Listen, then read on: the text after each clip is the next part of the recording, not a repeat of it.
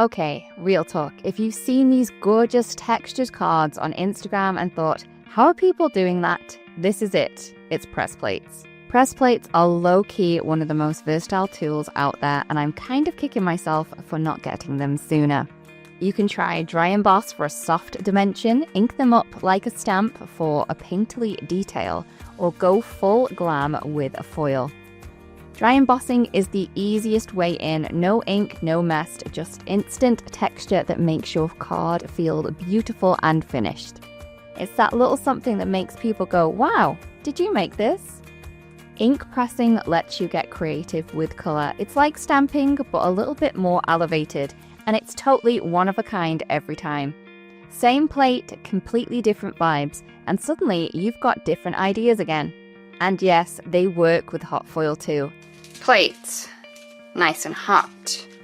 Foil, shiny side down. Cardstock that you wish to foil. This is my extra shims. Then my top plates.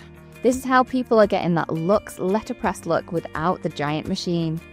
Oh yes, this is looking good. Probably didn't need as much cardstock for my shims, but oh my word.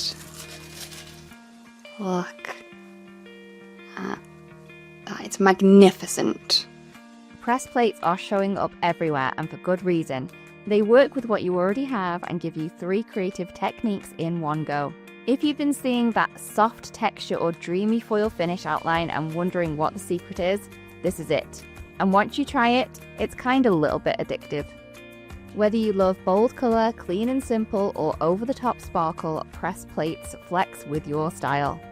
Try it with what you're already doing, and let us know if you're not suddenly planning your next 5 projects using a press plate.